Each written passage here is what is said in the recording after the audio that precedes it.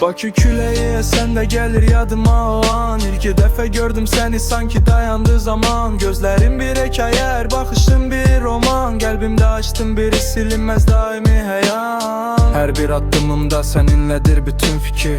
Sanki sen yoksan nefes almaq belə çətin gəlir. Həyatıma bir məna qatdın, qaranlıqda işıq seli. İndi mən varam çünki sən varsan, bu tək ümid, bu tək dilək. Sən mənim güc nöqtəm, sən qoruyan mələyim.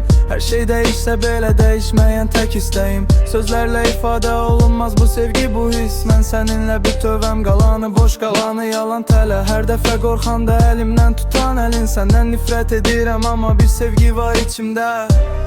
Beynimdə səslər susmur ki, içərdə barışsaq necə olar deyirəm hərdən içimdən. Daimur qəlbim səni istəyir hər dəfə. Sözlərim mənə təsir etdi, dondum qaldım yerimdə.